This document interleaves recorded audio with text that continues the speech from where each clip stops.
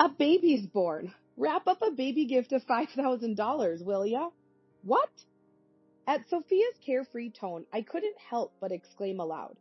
It's been years since I've been in touch with Sophia, after what happened, and yet she wants to be celebrated? That's just crazy. When I told my husband Noah about this, let's both go and give a baby gift, he surprisingly said. Unbelievable. But Noah seemed to have a plan, so I ended up going with him to Sophia's house. A reunion with Sophia after such a long time, we greeted her with smiles and congratulations. Congratulations on your baby, Sophia. This is our gift for the baby. Noah, smiling, handed her a piece of paper. The moment she saw it, Sophia's face changed. What is this? Sophia turned pale. It's nice to see you again, Mrs. Jones. With that, Noah took off his hat and smiled cunningly. Seeing Noah clearly, Sophia's eyes widened in shock. You are... And she began to tremble pitifully. My name is Harper Thomas, just turned 30. My husband is the 35-year-old Noah, and our recently 4-year-old daughter Charlotte. This is our family of 3. A normal, peaceful life, but the journey here wasn't smooth. Actually, this is my second marriage. My first marriage goes back about 5 years. Charlotte is the child of my ex-husband, Elijah. Elijah is remarried, just like me. His wife is my younger sister, Sophia. Sophia, 29, a year younger than me. Being close in age, we should have stayed on good terms as adults. But I haven't been in touch with Sophia for a long time. After what happened, it's natural. People who don't know the situation say things like, sibling fight? Make up soon. However, what Sophia did to me isn't something easily forgiven. What happened between us sisters? There lies a complex situation. As kids, I remember Sophia and I were just ordinary close sisters. The change began to show maybe when Sophia entered middle school. She realized she had a cute face, started getting into fashion, experimenting with clothes and hairstyles, and dieting more.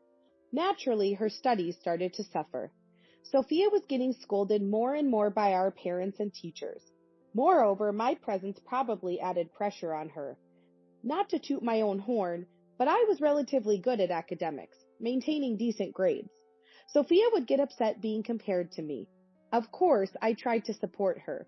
I'd ask our parents not to be too hard on her, and sometimes helped her with her studies. But interest can't be forced. Her grades didn't improve, and Sophia dove deeper into beauty. She started wearing makeup, and by high school, she even appeared in magazines as a model. Sophia's circle of friends had become quite flashy, but she still looked up to me. Big sis, top of the class again. You're so smart. I really admire you. I brag about you to all my friends. She often said things like that warmly. Eventually, I entered a prestigious university. A year later, Sophia went to a beauty school. It was around then that something puzzling happened. I was at a cafe near the station working on an assignment when I heard a familiar voice. It was Sophia and her friends. They mentioned using this cafe sometimes. It was awkward, but they couldn't see my table from where they were, so I stayed put. Soon, one of Sophia's friends said, This is near South University, right? Your sister goes to South University, doesn't she? So smart, wow. Then Sophia said something unbelievable. Yeah, that plain Jane who does nothing but study. I couldn't believe my ears, but it was unmistakably Sophia's voice. Wow, Sophia, that's harsh. Are you two not close? Not at all. We get along fine superficially, but she doesn't care about fashion, just studies all day, and is honestly so uncool. Even if we meet in town, I'd never want her to talk to me. She's happy getting praised by teachers and parents for her studies, no matter how uncool she looks. Laughing, Sophia said, I was frozen, unable to move. I never knew Sophia thought of me that way. Shocked and angry, I was dumbfounded. I came home much later than usual. Sophia was her usual self. Hey, big sis, welcome back. You're late. Studying at the library again? You're such a hard worker. I was confused. Which was the real Sophia? But I didn't have the courage to confront her about what I heard. So our days continued superficially unchanged. My heart remained clouded. That's partly why, after graduating from university and getting a job, I decided to move out of my parents' house. After that, I hardly saw Sophia. Time passed and I turned 25.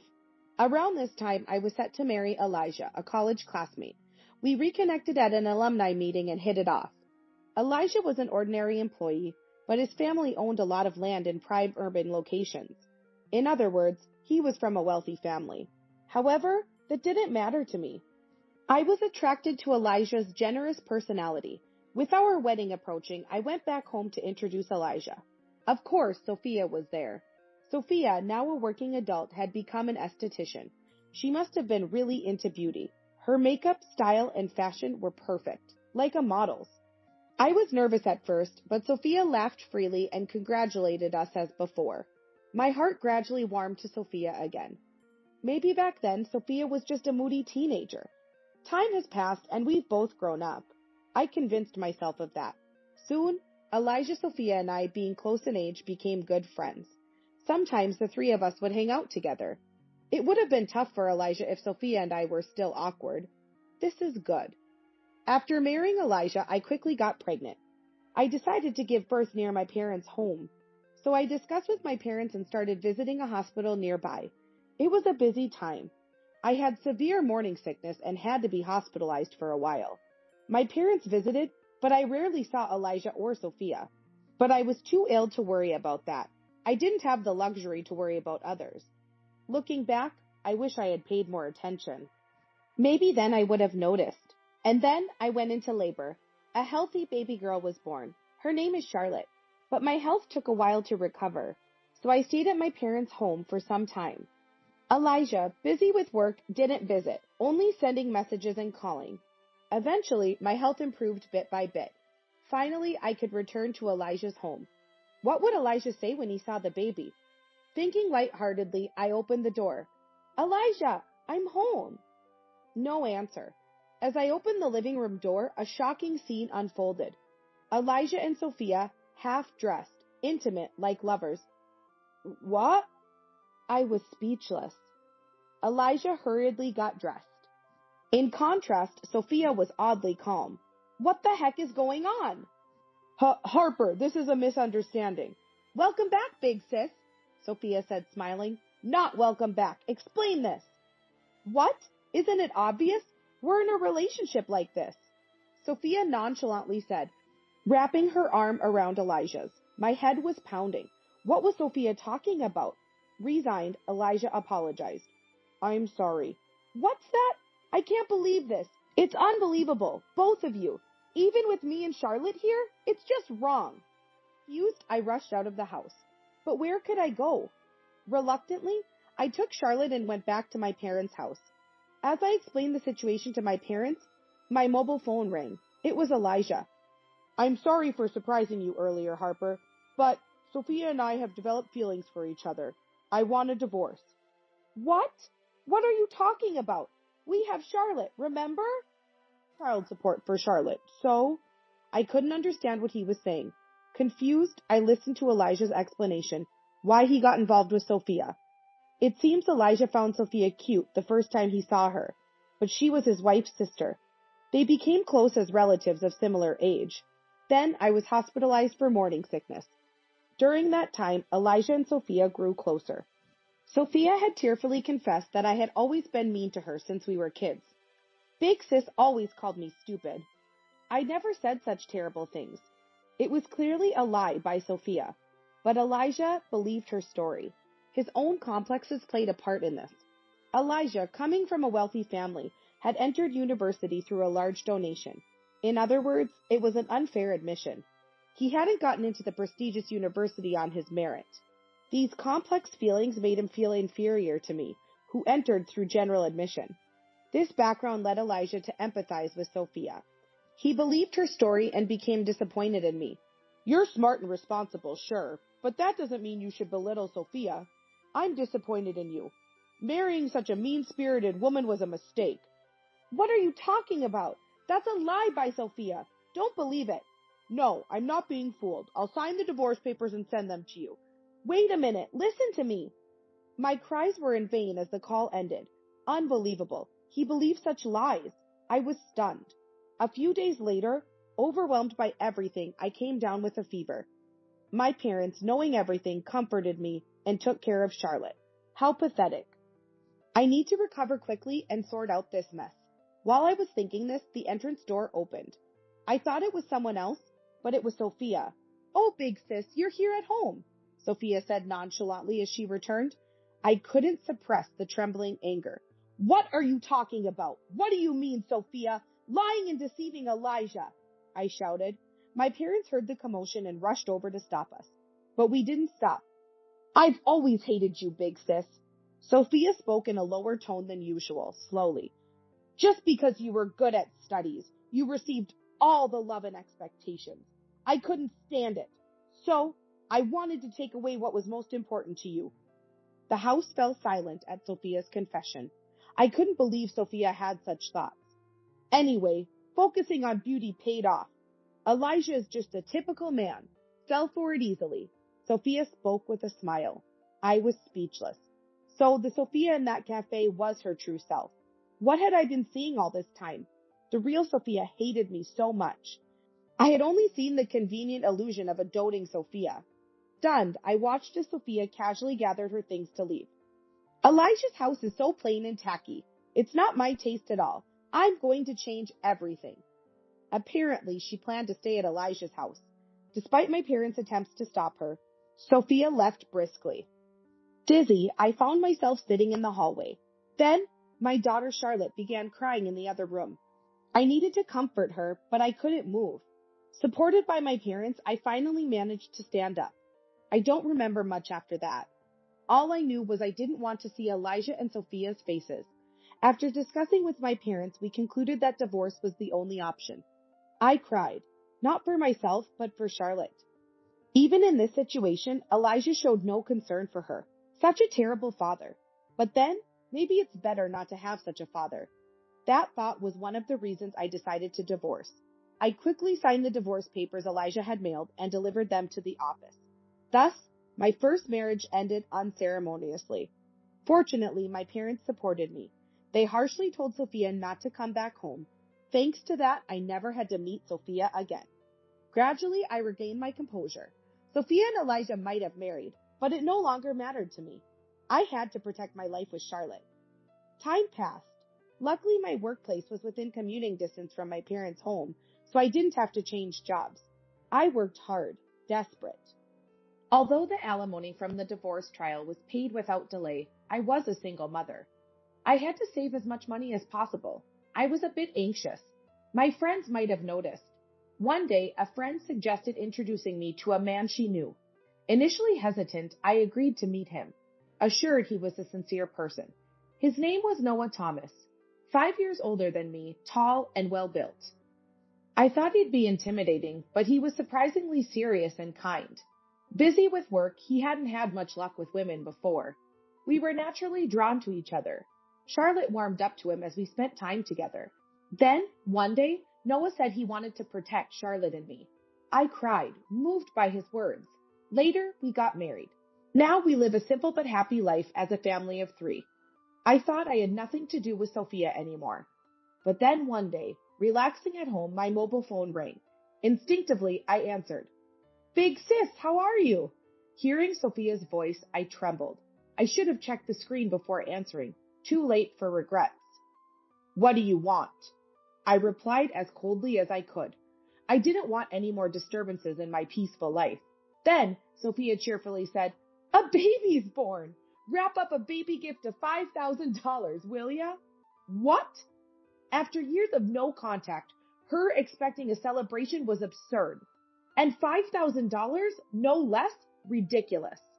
I was outraged, but Sophia, unconcerned, continued talking about her life. She'd continued as an esthetician and opened her own salon about 3 years ago. The land and building for the salon were borrowed from Elijah's parents, located in a prime area. She bragged about how successful it was. Just a boastful story. I quickly ended the call, fed up with her self-centeredness. Unbelievable. How could she call so insensitively? I was seething with anger. That night, when Noah came home late from work, I immediately told him about it. Noah had been busy lately, always coming home late. But we made a point of having dinner together. He always valued our communication, saying from the beginning of our remarriage, I want us to talk about everything. Over dinner, I told Noah. Elijah's sister called? She's running a beauty salon now? Seems like it. Her ex-husband was wealthy, so he probably helped with the funding. What's her name? Sophia. She's now Sophia Jones. After I answered, Noah thought for a moment, then said, I see. That's what it is. What? What's wrong? Well, how about we both take a baby gift and visit Sophia's house? Noah suggested with a sly smile. What? Why would we do that? I don't want to. Calm down. I have a plan. He then shared a surprising fact and proposal with me. I was taken aback. When the weekend came, Noah and I, having left Charlotte with my parents, arrived at Sophia's house. It was a large, impressive home. Welcome. Sophia, smiling, greeted us at the door. She looked perfect, even post-pregnancy. It's been a while. You haven't changed, Sophia. I forced a smile. Then Sophia said laughingly, Of course not. I never neglect my beauty routine. Don't want to be cheated on like someone. Typical Sophia. I almost got angry, but I had to hold back for now. Sophia led us to her spacious living room. A baby was sleeping in the crib. Look, my daughter Amelia. Cute, right? Amelia did look adorable, much like Sophia, but maybe it was my imagination that her facial features seemed a bit harsh. So about that thing? Sophia gestured for money. How audacious. Just as I was about to retort, Noah put his hand on my shoulder. Nice to meet you. I'm Harper's husband, Noah. He bowed slightly, wearing his hat low over his eyes. Ah, okay, Sophia muttered disinterestedly. Noah then quickly pulled out a piece of paper from his inner pocket. This is our gift for the baby. Congratulations on your baby, Sophia. Upon seeing the paper Noah handed her, Sophia's complexion changed. What is this? She turned pale. Then Noah swiftly removed his hat. Nice to see you again, Mrs. Jones. I'm Noah Thomas from the police department. Seeing Noah clearly, Sophia's eyes widened in shock. You, the detective who came to my salon. She began to tremble. The baby gift Noah had handed over was actually a search warrant, a court-authorized document allowing the search and seizure of her home. Sophia, unable to hide her agitation. She had been committing fraud in her aesthetic salon, deceiving customers with false promises like guaranteed weight loss and selling dubious products. She enrolled them in expensive courses with little benefit, without proper explanation. She kept repeating such actions. Sophia had been warned by the Federal Trade Commission, but ignored it. Victims increased, contracts were forced, and Sophia even filled out paperwork herself. Several police reports were filed. Finally, the police started a forced investigation at the salon, led by Noah. Noah, a police officer by profession. Sophia cleverly hid evidence in her store, making it difficult for Noah to find proof. This case was the reason for Noah's late returns recently. By chance, the investigation subject turned out to be my sister. Sophia's call about the baby gift provided an opportunity to visit her home. To avoid raising her suspicions, Noah decided to use the baby gift as a pretext. Thus, Noah concealed his identity until the last moment, successfully entering Sophia's house. Noah signaled with his radio. Simultaneously, several police officers who had been waiting outside entered. Sorry, but this was the only way to get into your house. Then Elijah arrived. What's all this commotion? What's going on, Sophia? Sophia could only groan in response to Elijah's questioning. The police started searching various parts of the house, seizing numerous items in cardboard boxes.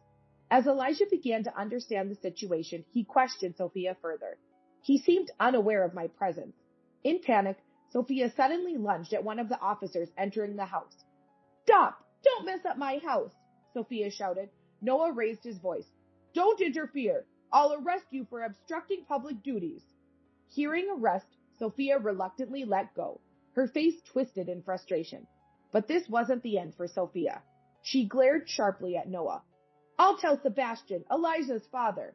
He knows many high-ranking police officials. He could easily cover this up. Sophia was relying on Elijah's father, a wealthy landowner with extensive connections. In her desperation, she turned to Elijah. You can do it, right? Your father has always used donations to influence people. What are you saying in front of the police? Elijah was flustered. Sophia, in her panic, lost the ability to think rationally. Noah spoke calmly. The Jones family, right? Old landowners. Sebastian Jones, Elijah's father, a former city council member and wealthy man. So, what about it? He's already been indicted for bribery in a corruption case. He's currently in custody. What? My father? Now it was Elijah's turn to panic. The Jones family was wealthy, but apparently involved in corruption. Elijah's fraudulent admission to university suggested a family habit of solving problems with money. Why is my father-in-law involved in this? I don't know. Sophia, were you committing fraud at your salon?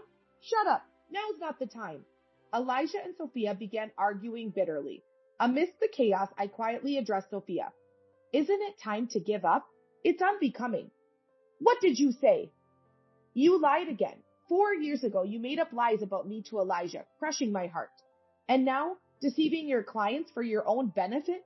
No matter how beautiful you are, your heart is ugly, the lowest of the low. What?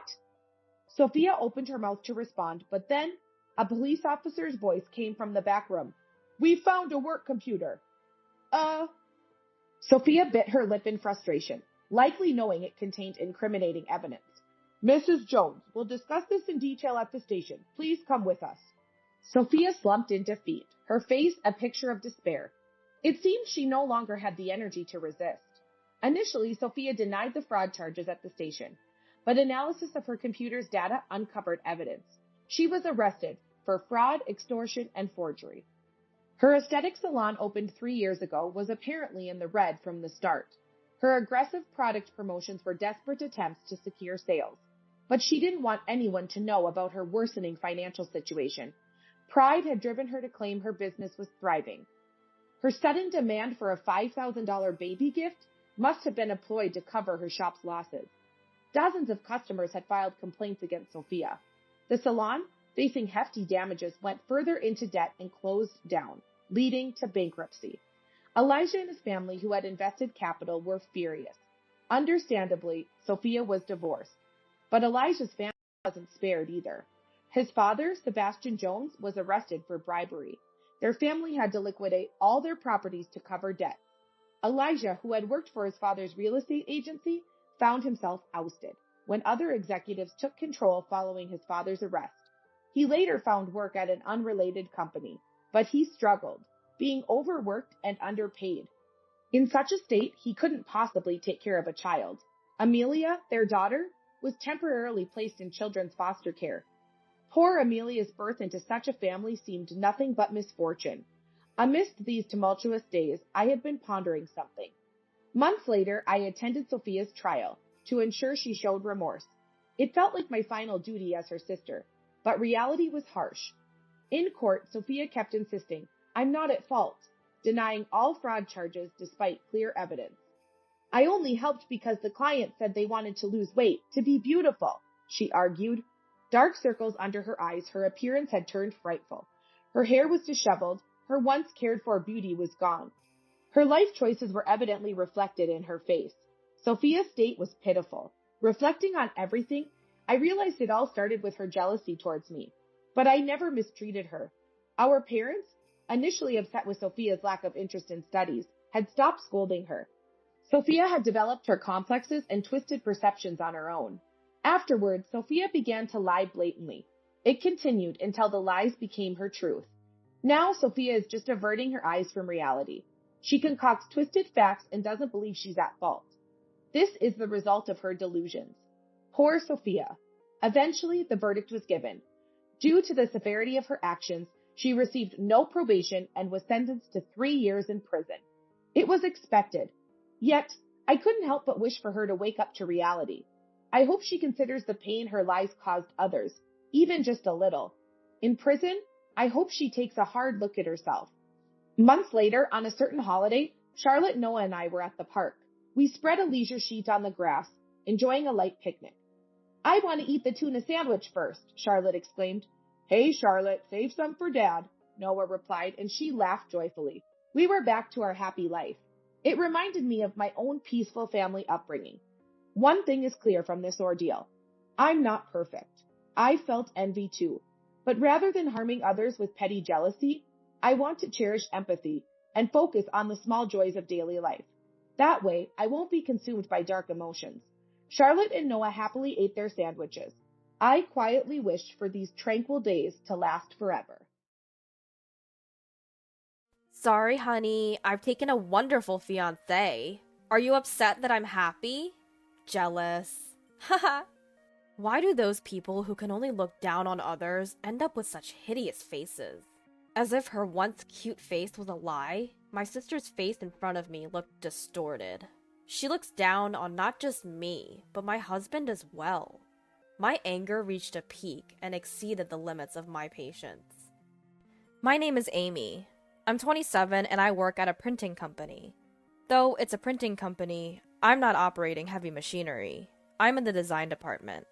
We design flyers and catalogs for various businesses, creating designs based on our clients' needs.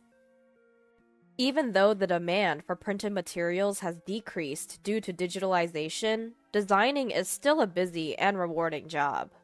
I'm thankful that I have clients who request my services. When I get compliments like, "The flyer for the Christmas event was adorable and very well received," it genuinely makes me happy. This job could be called my life's work. I might stay single and focused on work for my whole life. One day, I was thinking about that. My father was hospitalized with appendicitis. The young doctor who greeted me with, "Hello, are you here to visit someone today?" When I went to see my father, that was David, who is now my boyfriend and recently became my fiancé. You never know where or when you'll encounter someone that can change your life.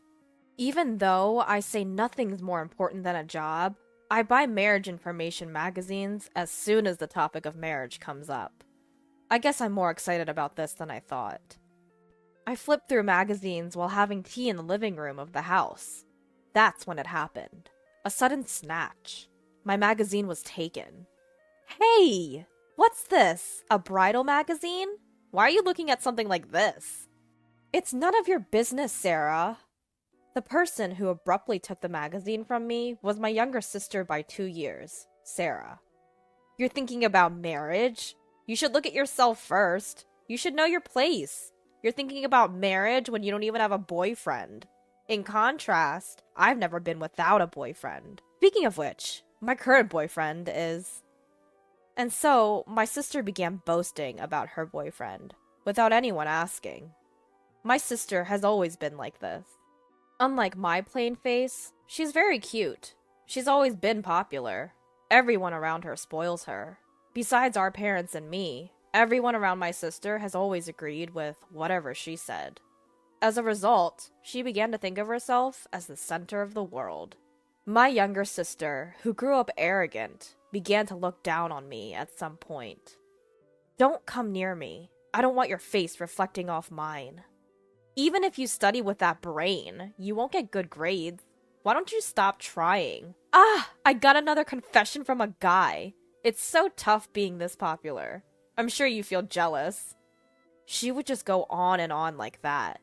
Even when our parents scolded her strictly, it was too late. Her personality remained the same, and her verbal abuse towards me never ceased. Growing up like that, my younger sister now calls me, "You bitch."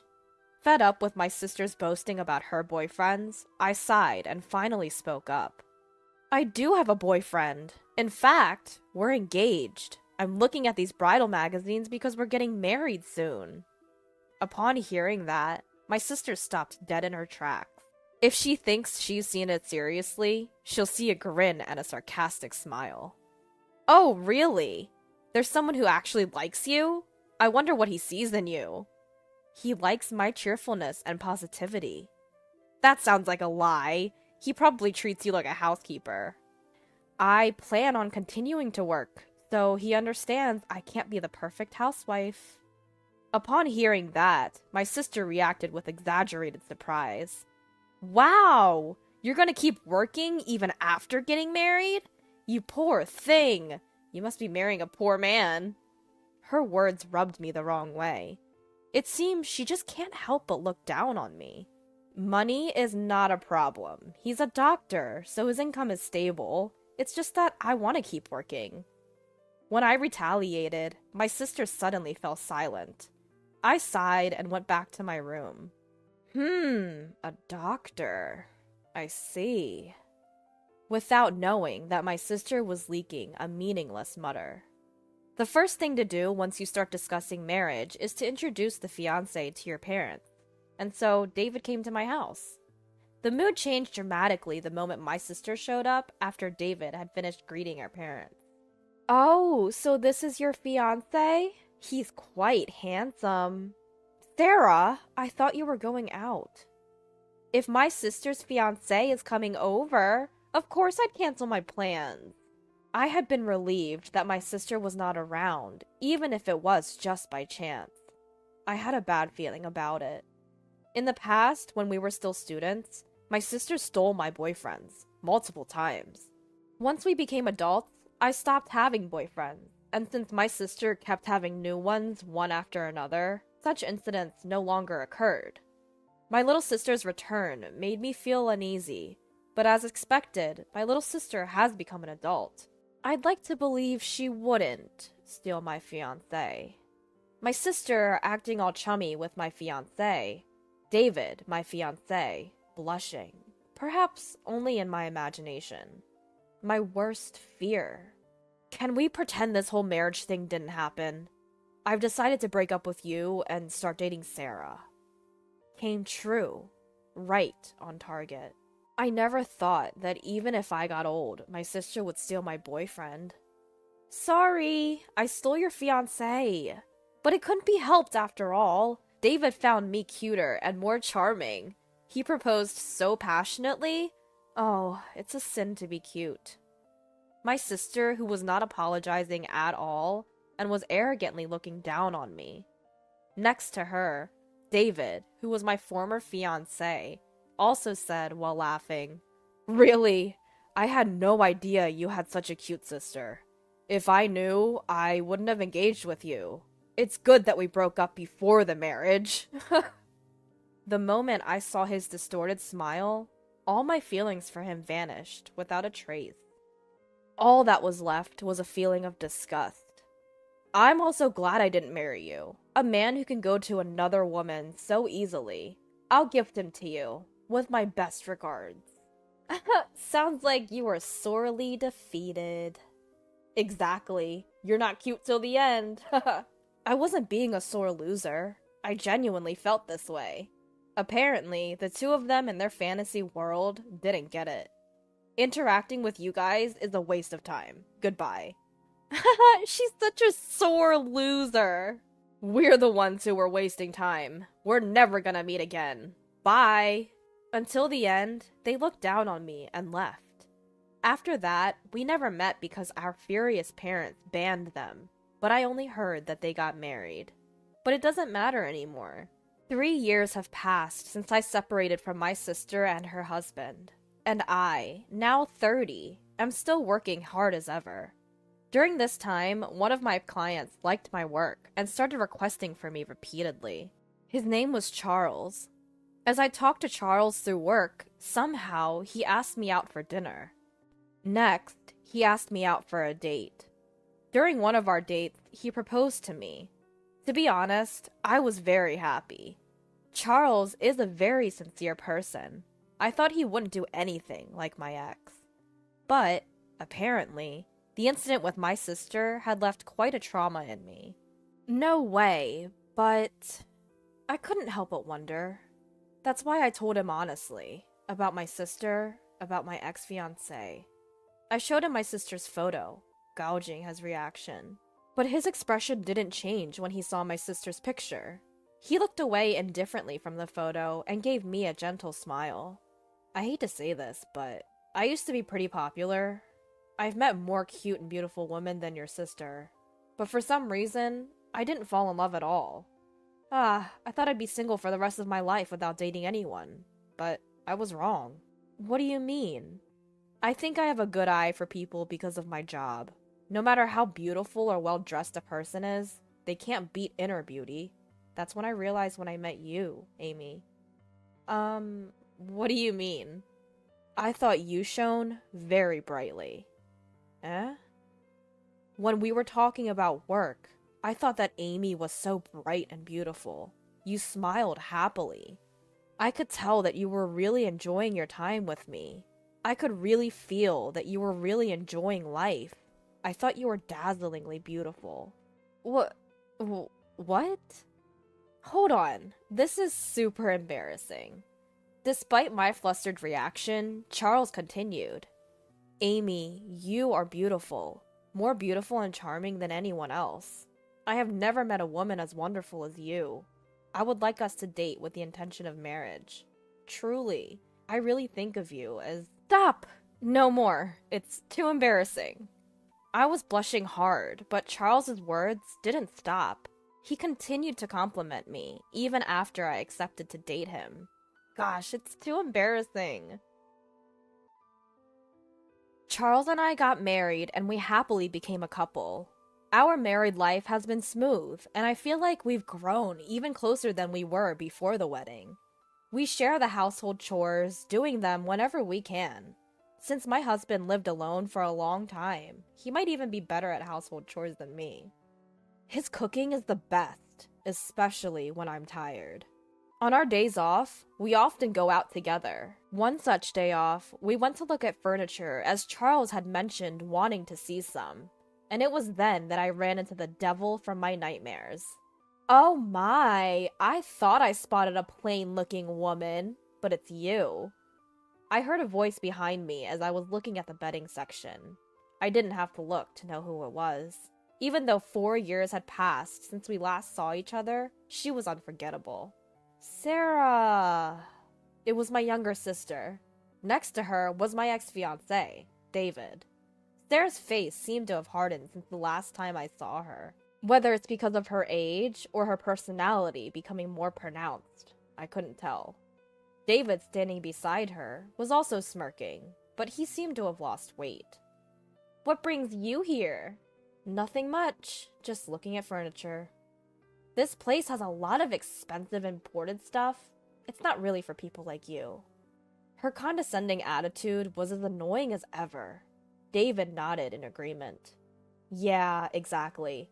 If someone like you comes here, it'll bring down the reputation of the shop. We don't want to be mistaken for being poor. You better leave. I was annoyed by the clattering words, but it's a waste of time to deal with them, so I chose to remain silent. However, my attitude seemed to displease them, and the voices of my sister and her husband grew louder and louder. Ugh, this is terrible! A luxury store is ruined like this. Why does such a poor person even come in here? They surely can't afford anything. Yeah, the poor should just leave. As this went on, other customers and the store staff started to glance at us curiously. Exasperated, I grabbed my husband's hand, intending to leave, but he didn't move. At that moment, my sister and her husband finally noticed my husband. Hey, who are you to her? I'm Amy's husband. My sister's eyes widened in surprise. What? You married this plain girl? Really? You're brave. Did you need a maid? That's hilarious. I help with the household chores. It's normal since we both work. Oh, both working. Poor thing. You're so poor that your wife has to work too? How pitiful. Unlike you, I'm living comfortably as a stay-at-home wife. We dine out more than half the week. Since we have money, we hire housekeeping services. Sorry for being winners. My sister, who seems to be disgusted and extends the ending of her sentences in an irritating way. My frustration is growing. My sister smirked at me. Sorry for taking such a wonderful fiancé. Thanks to me, you have to keep working even after marriage and live a poor life. And with such a dull man as your partner. You two plain folks are a match. Are you envious seeing me so happy? You must be jealous, right? Haha. It's just like you to marry a man who can't even support his wife. Keep suffering for the rest of your life, losers. I had reached my limit. I could stand her insulting me, but I couldn't bear her speaking ill of my husband. Listen here, you better stop. Amy, it's okay. Just as I was about to shout back, my husband stepped in front of me. Nice to meet you. I'm Charles, your sister's husband. Even your name is lame. Well, thank you. Since we've met, please accept my business card. As David took the business card my husband offered, he looked at my sister. You say such rather harsh things about Amy. That's because it's true. I can say an ugly woman is ugly. That's my law. There's no such law. And to me, you're much uglier. What? Shall we say the ugliness of your character? You seem confident about your appearance, but aren't you aware that your distorted personality, which only looks down on others, is showing? Despite his polite manner of speaking, his words were sharp. My sister's face gradually turned bright red. Don't joke with me. What's ugly about me? Everything. A beautiful person wouldn't be jealous of their sister and steal her fiancé. Huh? When have I ever been jealous of my sister? People tend to get close to and want to surpass those they admire. Isn't Amy such an existence for you? No, there's no way that's true. I was surprised. It was not just my husband's words, but also the way my sister reacted to them. I had never thought about it in that way. She always looked down on me. However, seeing her shaken, I started to wonder. One should simply ignore those who don't matter, those who are irrelevant. No matter who you bring along, she won't try to take him from you. After all, she didn't find him herself. Taking someone else's man implies jealousy, the resentment of someone else getting something that she couldn't have, no matter how hard she tried. So, I'm not jealous? Do you want to reassure yourself of your superiority by taking away? So, you're lacking self-confidence. A confident person wouldn't do such a thing and could live with their heads held high. No, that's not... My sister desperately tried to refute my husband's words, but her voice steadily weakened.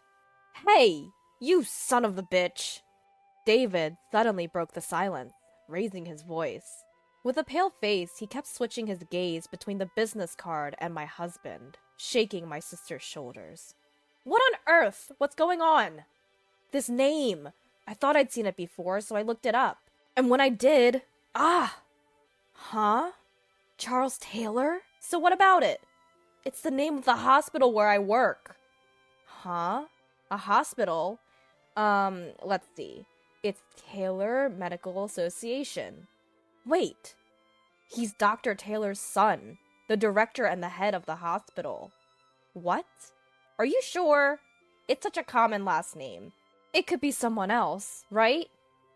I've seen him at the hospital with the director a few times. I'm sure it's him. I didn't recognize him because I only saw him from a distance. I knew I'd seen him somewhere. If he's the son, he must be a doctor, right? But the company name on this card. The company name. Oh! Not every son of a doctor has to be a doctor. And this company. It's a super famous pharmaceutical company. I heard the founder was elderly, and it's been handed over to his grandson. That would be me. It was my husband who lowered his head to the two people who were in upset. What? What did you just say? I'm... Seeing my sister unable to articulate her thoughts and David about to sit up, my husband quietly announced to the two of them, who had turned pale. I met my wife through my previous job before I took over my grandfather's business. I had heard about your story from her. It's far worse than I imagined. My husband shifted his gaze from my flustered sister to David. A job that helps people requires empathy, yet you look down and mock people instead. Who would want to be saved by such a doctor? That's a misunderstanding. David tried to explain with a pale face, but my husband, his eyes glaring, cut him off. No excuses. I'll let my father know about you. Wait for your fate. No! No! David collapsed, head bowed. My sister still stood in shock. Turning our backs to them, we left the scene. I had a feeling I would never see the two of them again. With that thought in my heart, I walked on without looking back. So what happened afterwards? David, my sister's husband, while not fired, had a significant pay cut and was removed from any responsible role. His arrogant behavior towards others had become habitual, and it seemed he was even cold towards patients. Naturally, he drew icy glares from everyone around him. It seems that there is space for him, and eventually he quit to run away. Gossip spread quickly within the hospital community, and it seems he is struggling to find a new job and is leading a tough life without work. And how about my sister? It was discovered that my sister was originally a rough spender, and no matter how high her husband's salary was, their life was pretty tough. So that's why David had lost weight. It wasn't just weight loss, he was emaciated. Once David was hit with a pay cut, my sister quickly gave up on him, and seems to have divorced him. If David is no good, then she can just find the next man. She seemed to think that way, but reality was different. Both my husband and I thought, when we met her again, my sister, who used to be cute when she was young, had become quite harsh-looking. It might be that her true character is finally showing. Due to that, her popularity with men had come to an end. Nobody wants to date me! My parents called me to tell me that she had come crying to my parents' house. According to my sister, I'm so cute! Why doesn't anyone lavish attention on me? And even went as far as saying, she snagged a good man, I have to be better than her. By she probably meant me. I wonder if it's her country's law that she has to go above me. Perhaps my sister actually looked up to me. My husband said so, and maybe that could be true. But that doesn't mean I can forgive her behavior. In the end, my sister was turned away by her parents, saying she had made her own bed and needed to lie in it. She vanished into the nightlife. I haven't heard from her since. I probably won't hear my sister's name mentioned again. On the other hand, having been freed from the curse of my sister and her husband, I was enjoying peaceful days. A calm married life. A job that I'm passionate about. It's a fulfilling time. And soon, we'll be a family of 3. As I stared at the computer monitor, I gently stroked my growing belly. My name is Laura. 6 months ago, I married my high school sweetheart, Matt. We'd known each other since we were kids, so I've always been close to his family. That made getting married a breeze. We share a lot of mutual friends, so our wedding was a joyful occasion with lots of well-wishers. I vowed to stand by Matt for the rest of our lives. A few months after tying the knot, I found out I was pregnant. I was on cloud 9. But the blessings didn't stop there. Matt's mom was incredibly supportive, helping us out almost every day.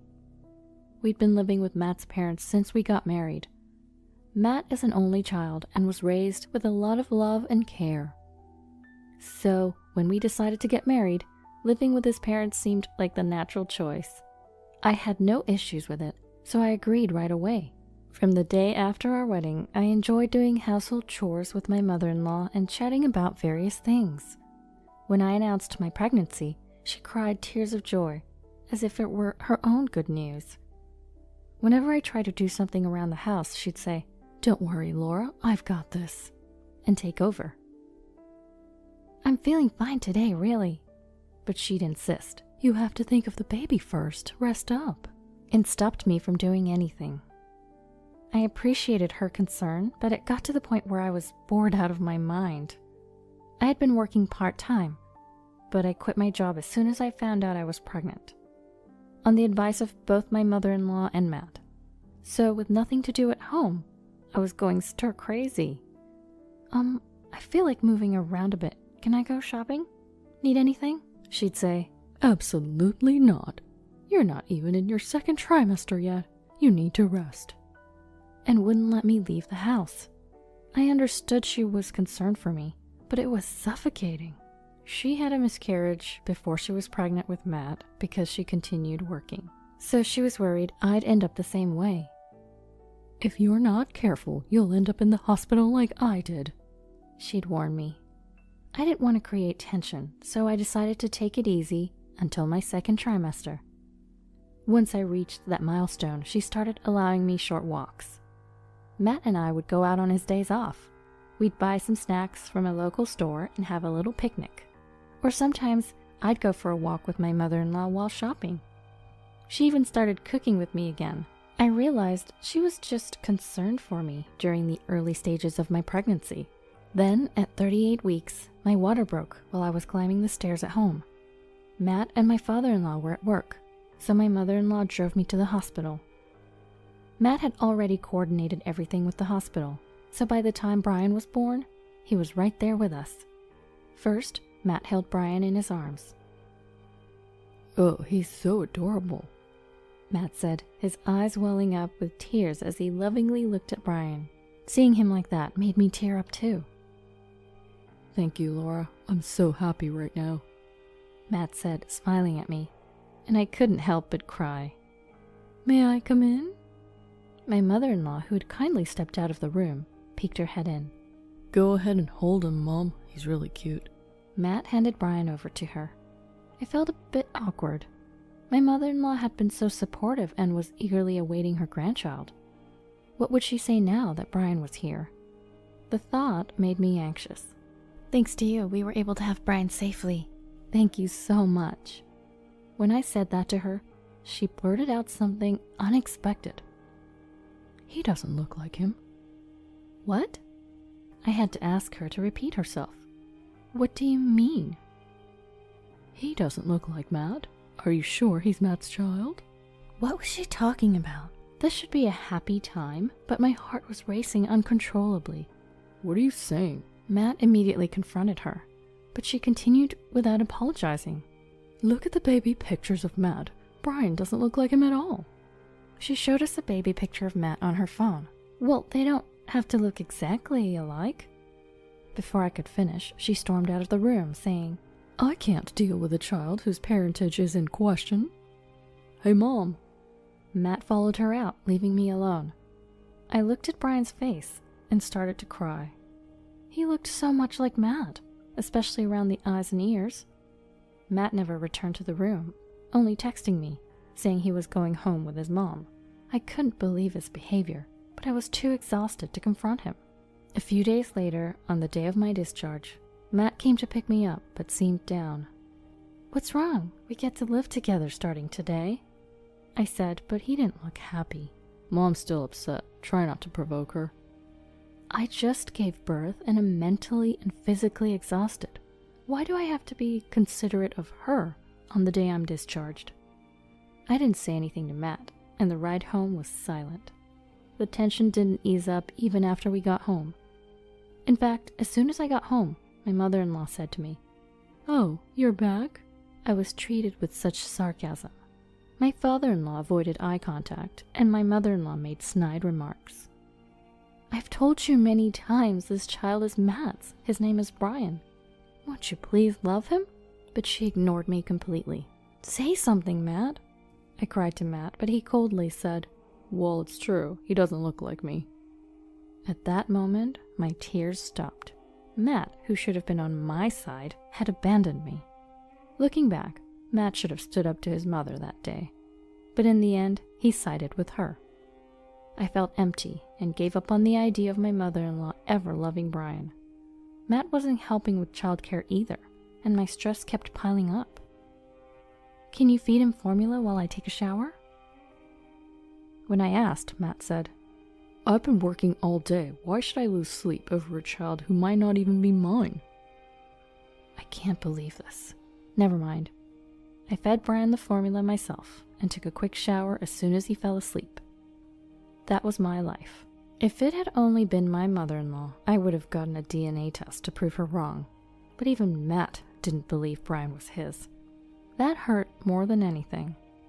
My parents had moved to the countryside, so I couldn't rely on them. My parents, who originally wanted to live in a place rich in nature, moved away soon after I got married, so I couldn't rely on them right away. They had been so happy about my marriage and trusted Matt. They loved Matt as if he was their own child. That's why I couldn't tell them what was happening. After months of this, my mother-in-law, who had been ignoring me, finally spoke. "Laura, can you bring the baby to the living room?" "All right." My mother-in-law had been ignoring me and not paying any attention to Brian.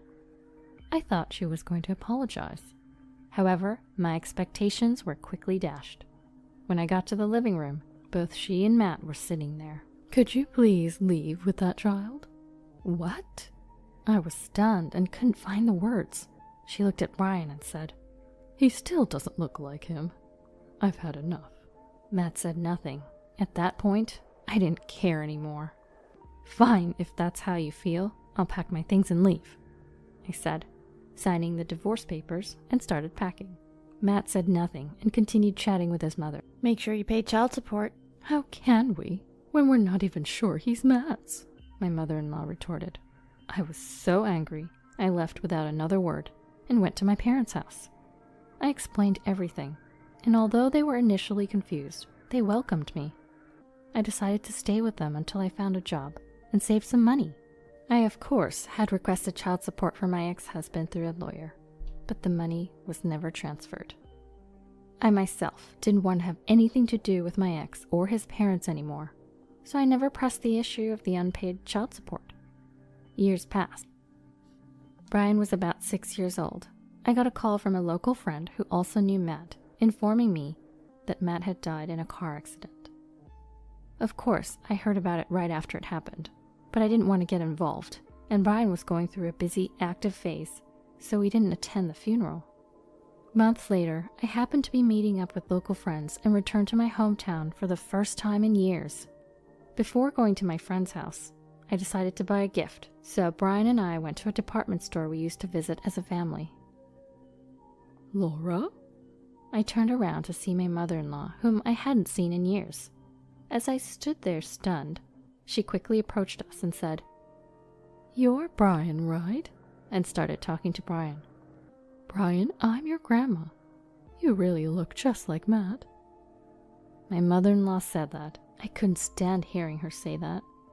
Enough is enough. Because of you, As I said this, she interrupted. Don't be so angry. I've wanted to see you for so long. Feeling like I was about to yell, I said, Excuse us, and pulled Brian away, leaving the scene. Was that Grandma? Brian asked. I had kept it a secret until now, but Brian, now in elementary school, was genuinely curious and kept asking. Isn't Grandma supposed to be your mom? Who was that lady? I couldn't hide it any longer, so I explained it to Brian in simple terms when we got home. Brian said, Mama, you've been through a lot, huh? And patted my head. Tears flowed at his kindness. I felt grateful from the bottom of my heart for having him. Months later, my mother-in-law showed up at the apartment where Brian and I were living. How did you find this place? When I asked, she said, I asked around, Matt and your mutual friends. I finally found you. And forced her way in. Please leave. As I said this, she exclaimed, Matt died in an accident and my husband died of illness. You two are all the family I have left. Brian came out of the next room, perhaps hearing my mother-in-law's loud voice. Seeing Brian, my mother-in-law said, Brian, why don't you come live with Grandma? I have a bigger house and can feed you lots of delicious food. Stop it! As I said this, my mother-in-law pulled out a thick envelope. It has $50,000 for child support. You two are all the family I have left, so please come live with me. She pushed the envelope toward me. Then she turned to Brian and said, Brian, Grandma wants to live with you. I'll buy you anything you want, okay? And smiled. In that moment, I felt like crying. I was torn between the feeling of, why now? And wondering if it was okay to deprive Brian of one more grandmother. I was at a loss for words. Then Brian said, I'm not going. Huh? My mother-in-law let out a baffled sound at Brian's words. Brian, what are you saying? You can live with Grandma, you know. There'll be lots of delicious food and I'll buy you toys. My mother-in-law tried desperately to persuade him. I don't want to. You were mean to Mama, right? My only grandma is Mommy's mom. Saying this, Brian shook off my mother-in-law's hand and sat next to me. My mother-in-law fell silent, looking as if she'd lost all hope. After staring at us for a moment, she abruptly stood up and left the house without a word. We haven't heard from her since that day. Of course, she never came to visit us either. The child support money she left behind is being saved for Brian, untouched to this day. When I consulted my parents about whether to return the money, they said, "You never received child support before, so it's fine to keep it." and so I decided to keep it. I don't know what's become of my mother-in-law since then, but honestly, it doesn't matter to me now. Because I have Brian, who's so strong and stands by me. Brian, who protected me from my mother-in-law even at his young age. Brian, who chose me over my mother-in-law's sweet temptations. I love him from the bottom of my heart. I want to continue raising him responsibly, ensuring his happiness, even without a father, now and forever. Can you please return Grandpa's pension book and bank book? You're using Grandpa's money without his permission, aren't you? I rescued my grandfather from my sister-in-law and brought him back to my home. She was taking his pension money. After this, my brother Alex and his wife Ashley would face a miserable end. My name is Mary. I'm a 32-year-old office worker, and I've been married to my husband Tom for 3 years. Tom and I live in his family home, but both of his parents have passed away. His father died before we got married, and his mother passed away last year. When I first moved in as his wife, his mom was in poor health and was hospitalized. For our wedding, we asked the hospital to grant her temporary leave and she was able to attend our ceremony. Afterward, she passed away peacefully, surrounded by loved ones. My husband is an only child, so losing his mother meant he lost all his immediate family, and he was quite depressed at that time. I had already lost both of my parents, but I have Alex, and our grandfather is still alive. Currently, my grandfather lives with Alex, so occasionally my husband and I visit my brother's house, and my husband happily chats with our grandfather. Although he is not a blood relative, my husband enjoys talking to my grandfather who values family. My grandfather is in his late 80s and is still physically healthy, but he has started to become forgetful. I keep hoping that he doesn't develop dementia. Sometimes, my grandfather suddenly starts talking about the past or brings up random topics, which makes me anxious, but my husband seems to find it amusing. Oh, the other day, while talking to my husband, my grandfather got angry, perhaps mistaking him for Alex. You're making fun of me and being a terrible grandson. My husband apologized, going along with my grandfather's story, but at some point, my grandfather realized his mistake and apologized to my husband. Oh, I'm sorry. You're Mary's husband. Oh, I got it wrong. My husband continued talking to my grandfather without taking it to heart, but I was concerned about the angry tone he used when talking about Alex. When I asked Alex directly, he got angry at me instead. You left me to take care of Grandpa, and now you're complaining. We never forced him to take care of our grandfather. After our parents passed away, he and his wife started living in our family home. Our grandfather had been living there before that, so they ended up living together. And everyone agreed without any complaints, which is why things are the way they are now. If anything, it seemed like Alex and Ashley wanted to live with our grandfather, and I thought everyone was on board with it, especially Ashley, who seems to care for our grandfather and tends to his needs whenever I visit. However, my husband always complains after observing her behavior. Is she really taking good care of Grandpa? His clothes are dirty, and there's dust in the room. My meticulous husband seems to observe every detail and suspects that she isn't taking proper care of our grandfather.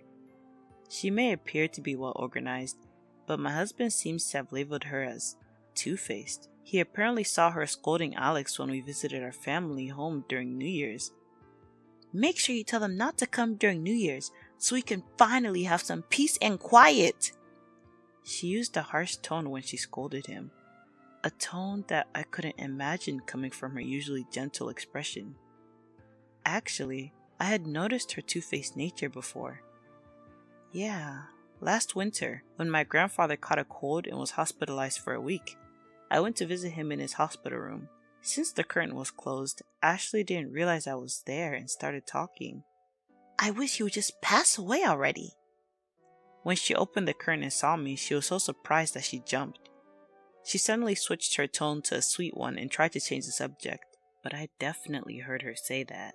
However, we try to give them the benefit of the doubt, so when we visit my grandfather, we don't say anything bad about them. Since it's a small house, there's a high chance that they would overhear if my grandfather told us the truth. As I worried about my grandfather, my husband suggested an idea. How about we install one of those pet monitoring cameras and see what's going on?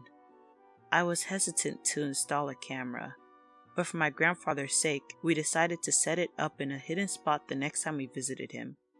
We secretly installed the camera without telling my grandfather, and through the internet, we began to see Ashley's true colors at home. Alex and Ashley have a 5-year-old son, Justin, and it's heartbreaking to see such a young child treat my grandfather so poorly. When he comes home from kindergarten, he barges into my grandfather's room and starts yelling, "Hey, old man, I'm home now. Are you still alive?" A 5-year-old using such foul language must be learning it from his parents.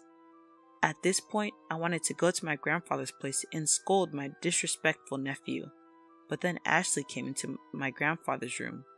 The camera's resolution wasn't good enough to clearly see her expression, but she looked like a completely different person with a terrifying expression. As soon as she entered the room, she started yelling at my grandfather. "I told you to do your own laundry, didn't I? Why haven't you done it yet, you slowpoke?" My grandfather had told me that Ashley was doing his laundry, but it seemed like she was actually making him do it himself. My grandfather kept apologizing with his head bowed, but her anger didn't seem to subside, and she yelled again. "As punishment, you'll do the laundry for the whole family tomorrow, and don't you dare mix your laundry with ours." My husband, who had been watching this footage with me, angrily said, I didn't expect them to be this foul. Can we bring your grandpa to live with us? I can't stand it anymore. I was happy to see my husband so upset on behalf of my grandfather. The horrible treatment of my grandfather by Ashley didn't end there. When dinner time came, only my grandfather's meal was brought to his room. She roughly placed the tray with the food on it and yelled again, "Hurry up and finish your meal. Then bring the tray back to the kitchen." There seemed to only be rice and miso soup on the tray, with very little rice. Seeing my grandfather eating his meal alone in his room without even sharing a meal with the family made me want to cry. My husband and I went to my parents' house the next day and asked Alex, "Can we take Grandpa with us? You said not to push his care onto you, right?" Alex, seemingly overwhelmed by my determination, was about to agree to let us take our grandfather, but his wife intervened. "No, that's not going to happen. He'll continue living here, in his own home." Why would she want to keep him here, even though she treated him like a nuisance? I couldn't understand her reasoning. When we went to ask my grandfather for his opinion, he looked like he was about to cry. I can't take it anymore. I'm causing everyone to fight because of me. My grandfather, who had heard our argument, realized that he was the cause of the fight and was devastated. I immediately told my grandfather, "Grandpa, let's go to our house. We're leaving." I thought he would be happy, but he shook his head and refused, saying, It would be too much trouble for you. I can't pay for my living expenses because my pension book and bank passbook have been taken away.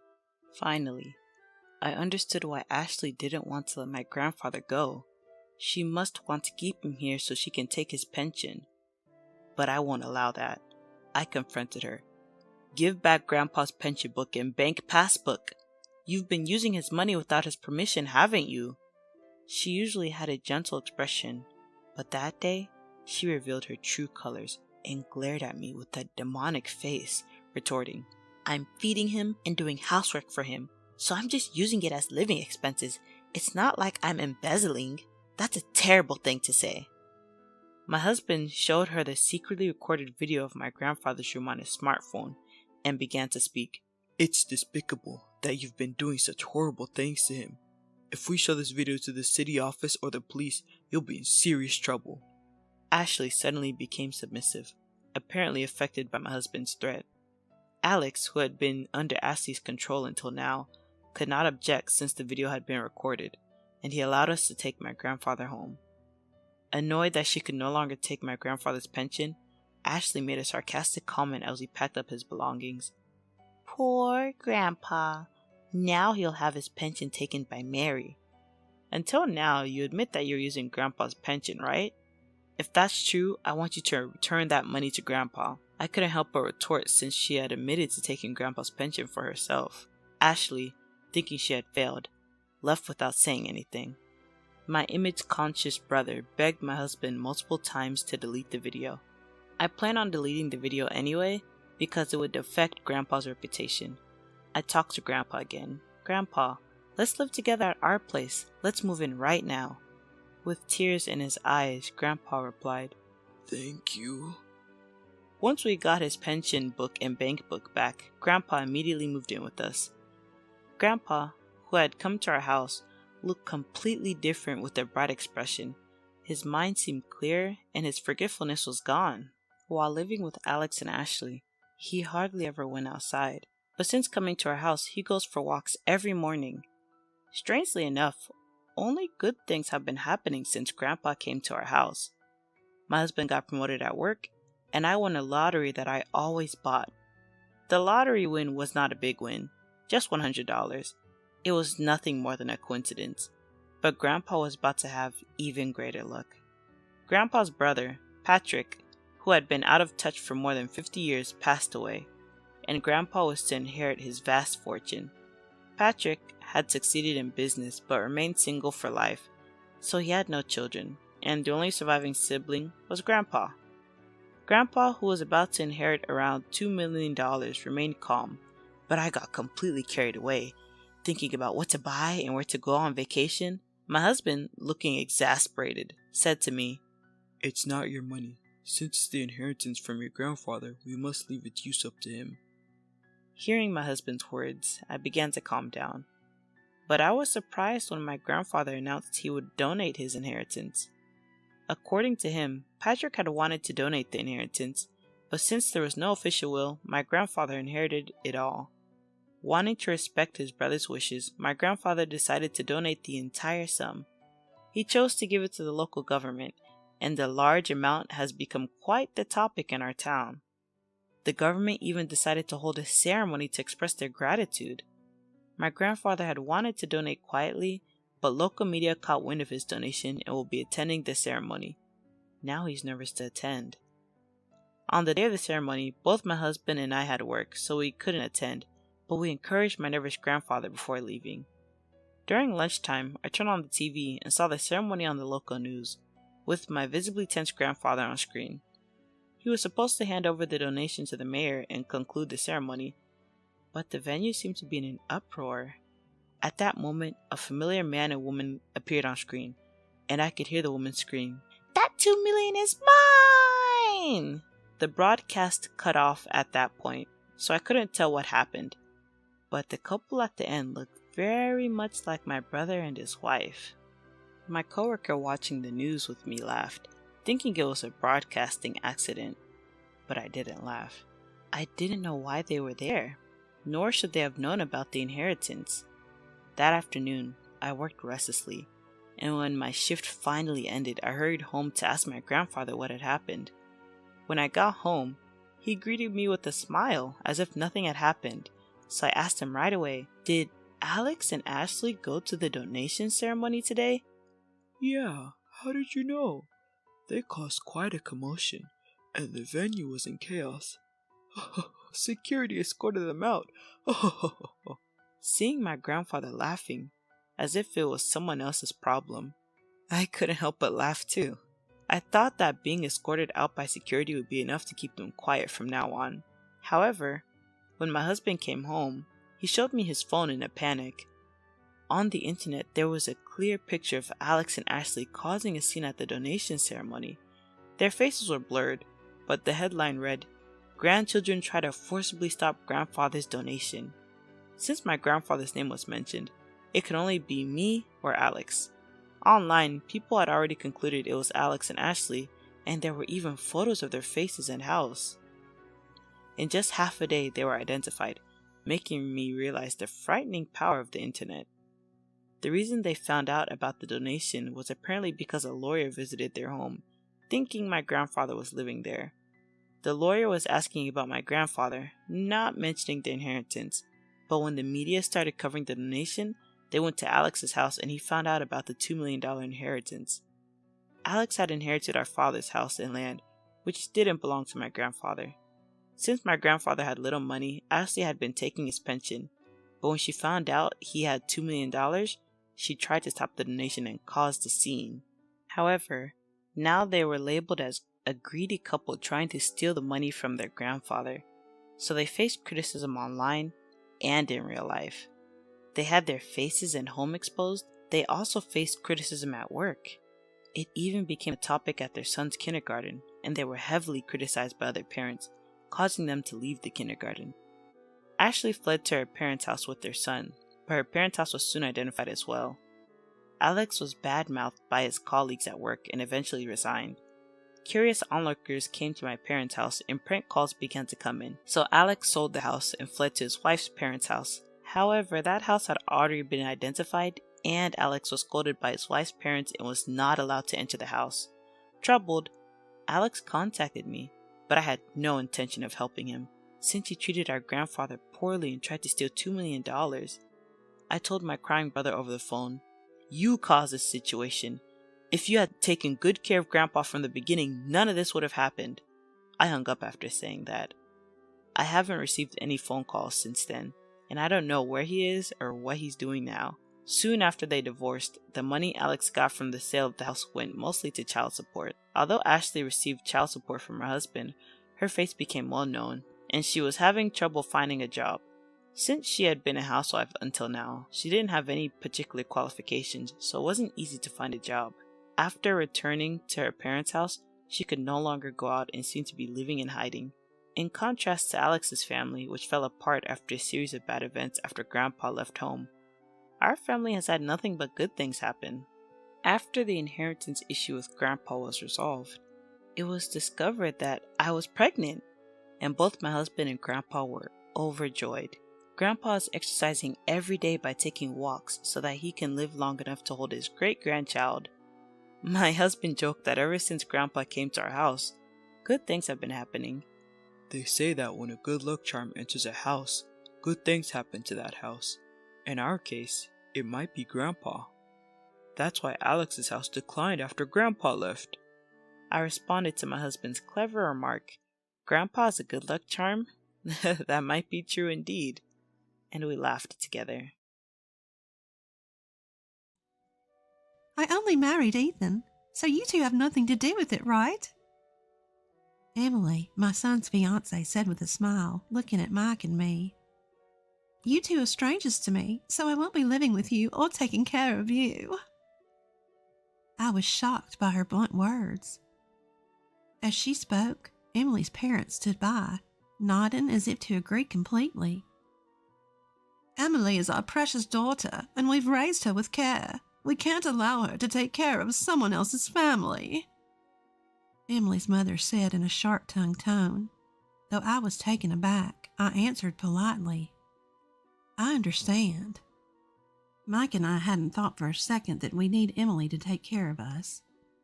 Yet I thought there was no need for her to say it that way. Moreover, who repeats strangers during a family introduction?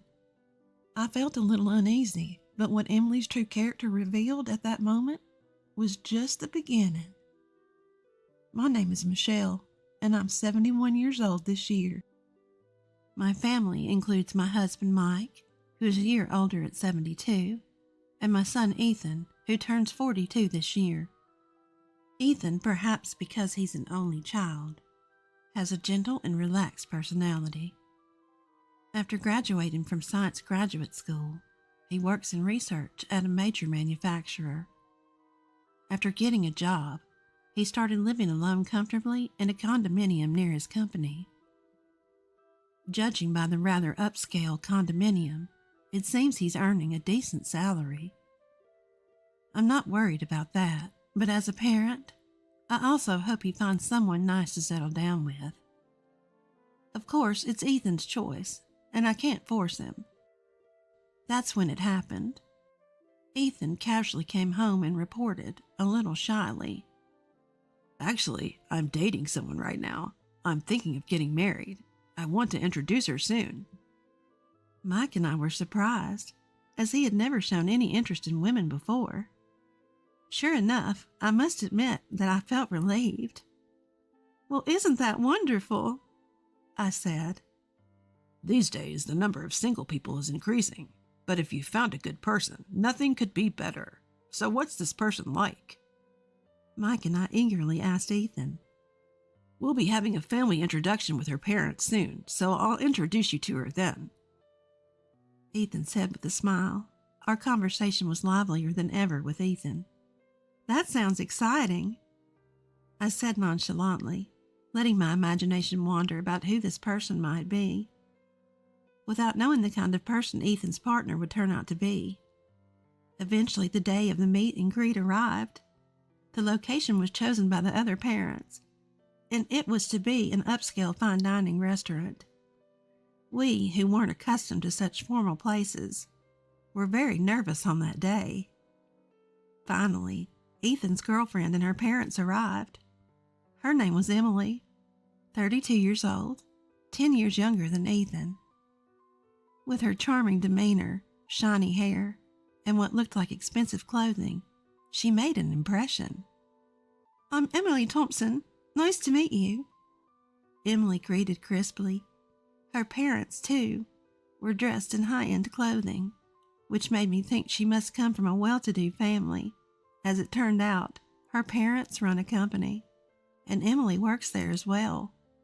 Ethan and Emily met through a mutual acquaintance, it seemed. Soon the food was served, and we talked about the wedding and other things as the family introduction went smoothly. I was thinking to myself how wonderful it was that Ethan had found a good person when something happened. "Oh, but these formal meetups are so stuffy, don't you think? I told them I didn't think it was necessary," Emily suddenly said, her voice shifting. I tilted my head, confused for a moment.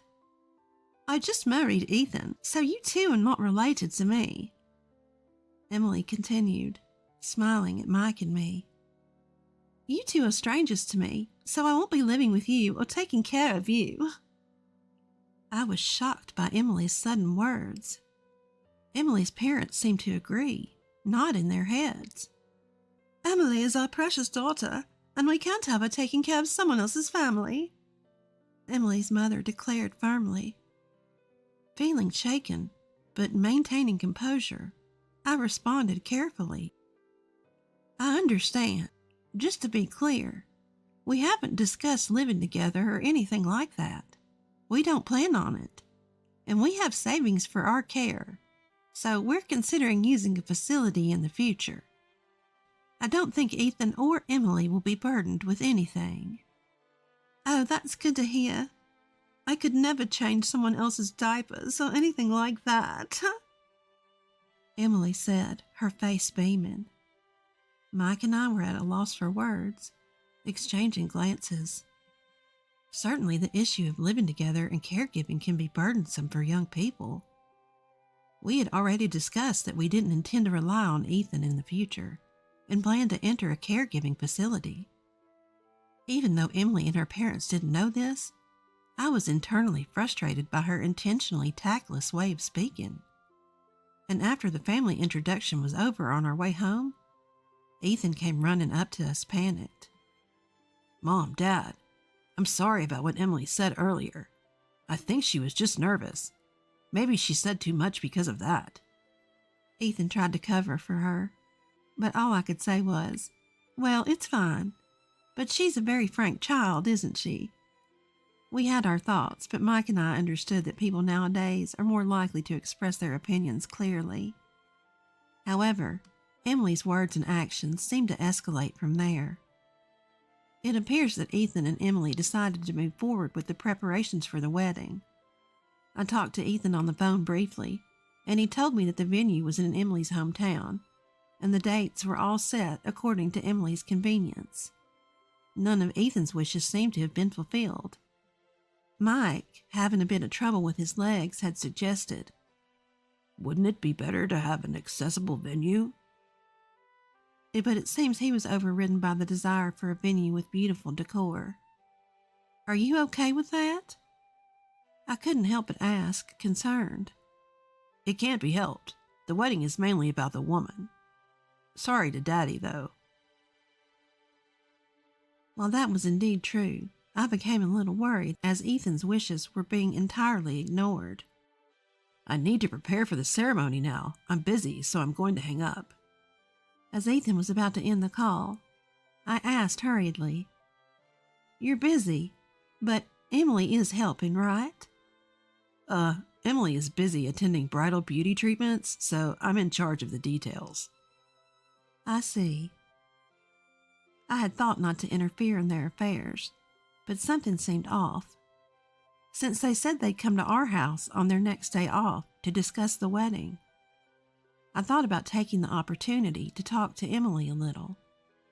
I don't intend to be nagging or intrusive, but since Emily is marrying my son, I thought that if I could get to know her better, I might see her good side. And so the weekend arrived. As planned, the two of them came over to our house. After chatting for a while, Ethan and Mike went out to the porch to smoke, leaving the room. Only Emily and I were left in the living room. I thought this was a good opportunity, so I spoke to Emily with a smile. "Emily, Ethan really loves hamburgers. I think he'd be delighted if you made them for him once in a while, or maybe you've already done that." When I said that, Emily opened her mouth seemingly uninterested. Is that so? I hate cooking, so I won't make it, you know. It's messy, and my parents told me I don't have to do such a thing. I prefer to eat at nice restaurants, and I don't like hamburgers, so I'd rather have pasta every day." I was stunned by her response for a moment. What was this woman talking about? "Well, Emily, you're working too, so cooking every day must be hard, so it's good to eat out once in a while." I finally managed to say that, but Emily continued. "That's what I'm saying. I'm not going to cook at all. I don't want to do anything so bothersome. Haha. And don't worry, I plan to hire a housekeeper for all the other chores. I mean, I'm going to quit my job once we're married." What? I was starting to lose comprehension. I felt a headache coming on. "If you're quitting your job and not doing household chores, how will you pay that housekeeper?" Emily said smugly. "Of course, Ethan will be paying for that. Haha. I'll be busy hanging out with the friends. But taking piano lessons is part of my hobbies. I don't have time for work or housework. That's why Ethan needs to earn more. To be honest, his salary is a little less than I thought. I feel like he's not trying hard enough. I want to tell him to work harder. Haha." I was at a loss for words and looked down silent. As I was doing so, Ethan and Mike returned, and the conversation was interrupted. After seeing Ethan and Emily off at the front door, I stood there filled with frustration and confusion. I knew Emily was an honest person, but would she really say all that? Or was Emily just using Ethan? Doubts rapidly spread in my mind. Mike, noticing my expression, asked me what had happened. I told him everything. Mike seemed to have the same thoughts. "I thought it was odd when we met at that upscale fine dining restaurant, but saying all that, is Ethan okay?" I talked to Ethan, but it seems like Emily has managed to convince him. I don't think anything we say will help. "Yeah, I guess so." So we have to have Emily tell us the truth herself. "What?" I let a smile cross my face. A few days later, I was asked to accompany Emily to her dress fitting. Ethan had said that he couldn't go because of work, so I was called at the last minute. When I appeared, Emily predictably looked displeased. "Ugh, why are you coming? Where's Ethan?" "Ethan got called into work," I answered, and Emily turned away saying, "That's so boring." I was already dumbfounded by Emily's childish attitude. Regaining my composure, I calmly watched Emily as she changed into various dresses. Emily was with Emily's mother, and they were exchanging opinions back and forth. "Mom, what do you think of this dress design?" I think the previous one was better." "You're right. The shoulder line isn't quite right. They seem to have no regard for me, continuing their conversation just between the two of them. Even when I tried to engage them in conversation, they answered curtly. Emily's attitude was getting worse and worse, I thought to myself. Moreover, it seemed that Emily had been raised incredibly overprotected. Listening to their conversation, Emily was constantly asking her mother, "Mom, I can't do that. Can you do it for me?" Each time, Emily's mother would simply comply, saying, "Sure, sure."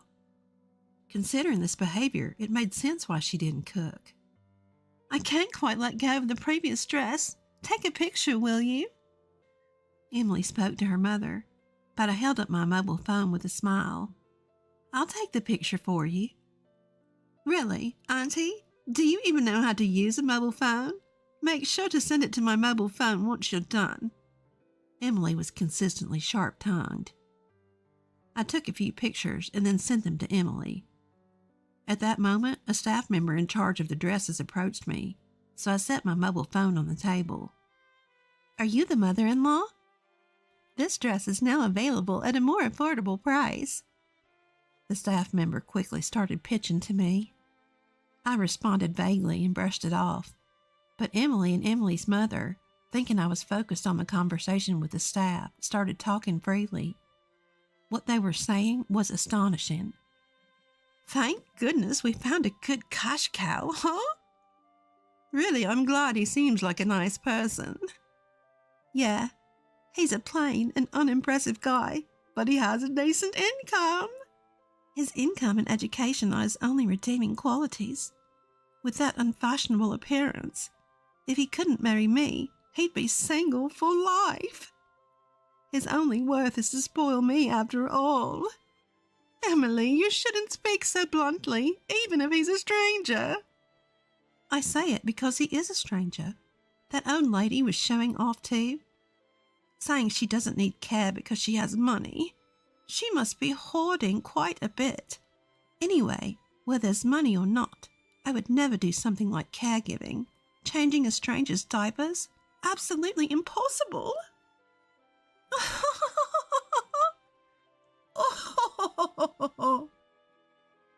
As Emily laughed saying that, Emily's mother also started laughing. Being spoken about so openly, I felt more astonished than angry. Emily indeed showed her terrible true nature. I ended the conversation with the staff and turned back to Emily and her mother. "I have plans for today, so I'll be heading home." "Is that so? Thanks anyway." Emily responded indifferently, not even looking at me. Leaving the chattering duo behind, I walked out of the dress shop. If they consider me a stranger, I won't hold back either. My plan was already in motion. That night, Ethan and I were visiting Emily's house. It was my first time at Emily's house, and I was surprised. I had heard that Emily's house was a fairly large single-family home, and indeed it was spacious, but it was completely neglected. Weeds were growing wild, and the window glass was cracked. "What's going on, Ethan? You said you wanted to see me all of a sudden." Emily, coming out of the house, answered nonchalantly, "I need to talk to you." Ethan spoke quietly. "Ugh, it's late, and this is a hassle. Let's do it tomorrow." "I really need to talk to you. It's important." Ethan, who's usually gentle, was persistent and spoke in a strong tone this time. "Were you after my money?" "What? What are you talking about? Suddenly? There's no way that's true. What's happened, Ethan?" Emily started to panic. "I didn't think it was true either, but then I heard this." Ethan said that and took out my mobile phone. He pressed the play button on the recording app. Then Emily and Emily's mother's voices were heard. As Emily listened, her face turned pale. Yes, I had recorded their conversation while matching today's outfits. I played it for Ethan after we got back home. I explained it to Ethan myself at first, but he didn't believe me. However, when he heard the certain proof of their conversation, he seemed shocked. I felt sorry for him, but I thought this was the only way to wake him up. The conversation played. They were bad-mouthing Ethan, calling him a money tree and worse. This is some kind of mistake, Emily stammered. Don't make excuses. Emily's shoulders trembled at Ethan's sudden anger. I was surprised too. I had never seen the unusually mild-mannered Ethan so angry. I'm shocked that you thought of me that way. Even when you did whatever you wanted, I tried to bear it because I wanted to do my best to meet your wishes. But you never had any affection for me. I can't marry someone like that. The engagement is off. I'll cancel the wedding. Ethan stated firmly, and Emily fell silent. Then, just when I thought she had been quieted, she turned on us, glaring. If you found out, it can't be helped. But since you're the one calling off the wedding, you'll pay the cancellation fee and the compensation for breaking the engagement too. Ethan exclaimed. What? She was a greedy, outrageous woman. However, I calmly told her, do you think you're in a position to say something like that? Aren't you the one at a disadvantage? I challenged, holding my mobile phone up to Emily. This audio recording is evidence. You clearly stated that you're after my son for his money. You know what will happen if this gets out, right? My words sent Emily into a panic. Wait a minute.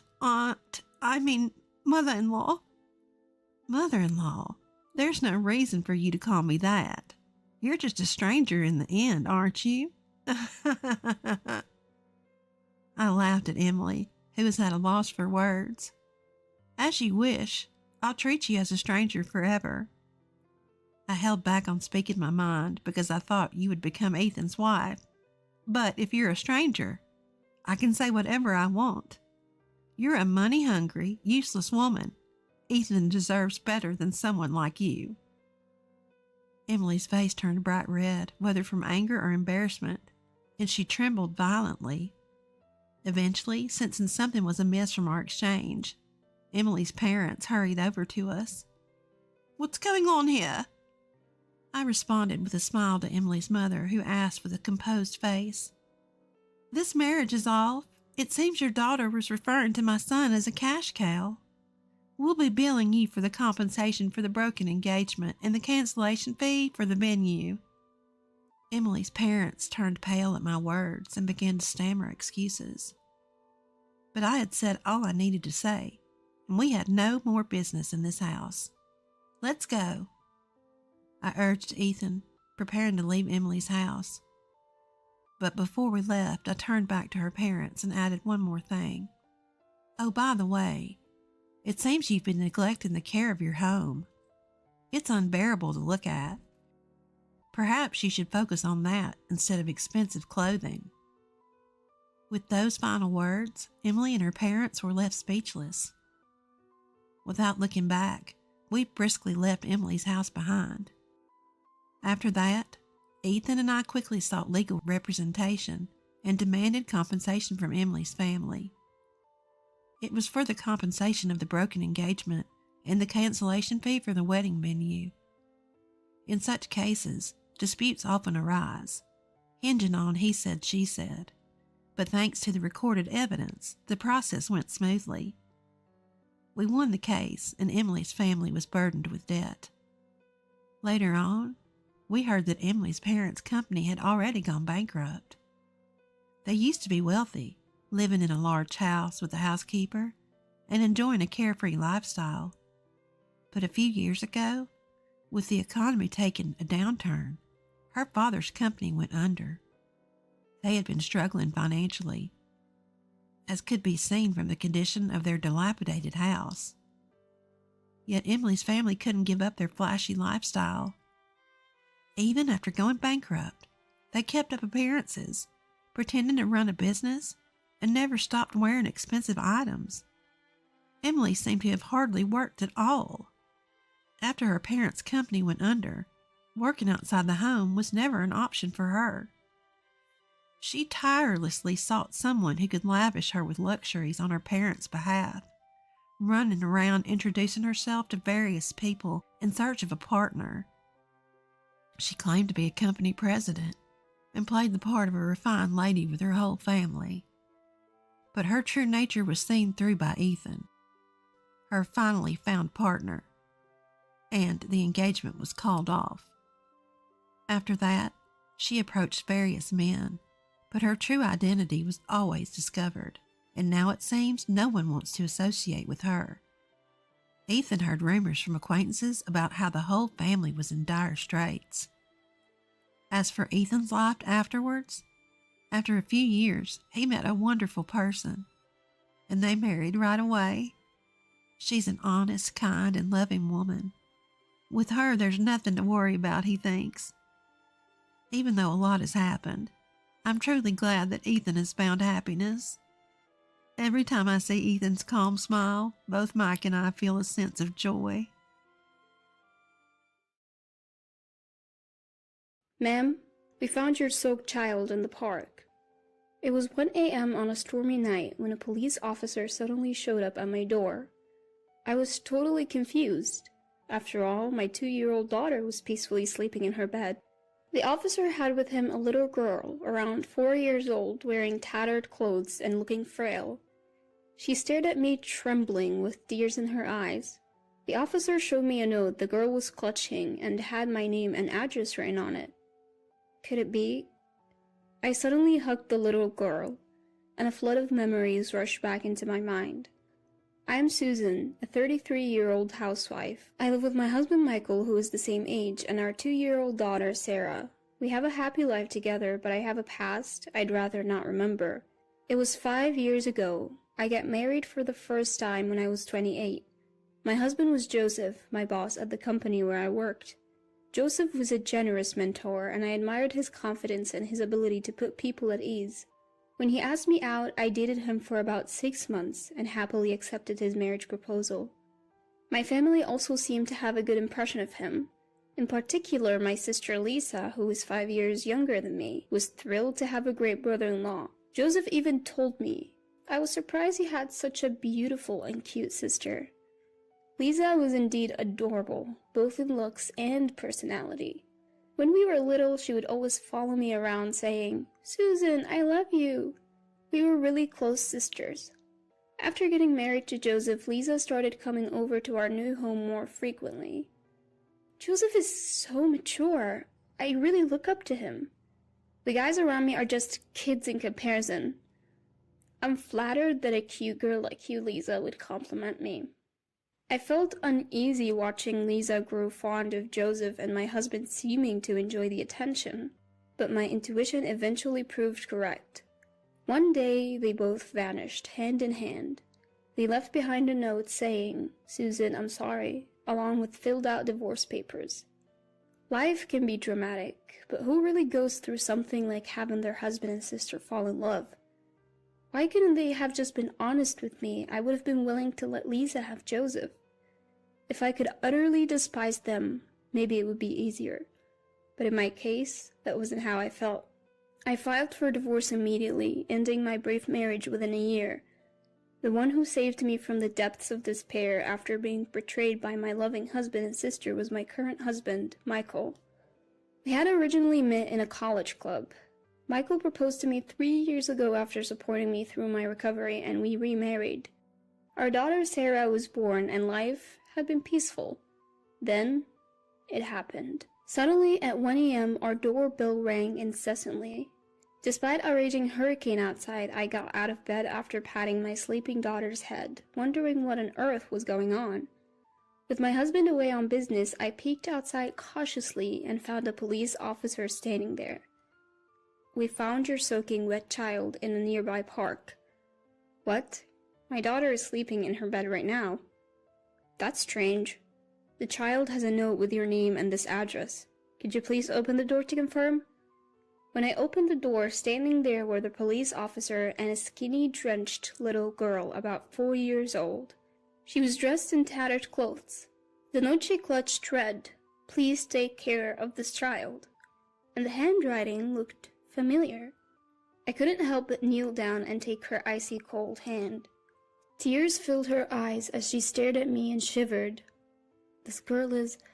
Suddenly, I hugged her tightly. Memories flooded back to me. I used to hug my younger sister Lisa, who was 5 years my junior, just like this.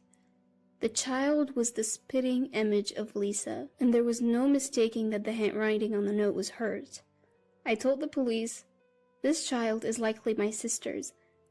But what was such a small child doing alone in the park in the middle of the night? "What's your name?" "Jennifer." "Jennifer? Why were you in the park?" "I came to this house with Mom, then Mom disappeared, so I was looking for her." Young Jennifer couldn't explain any further.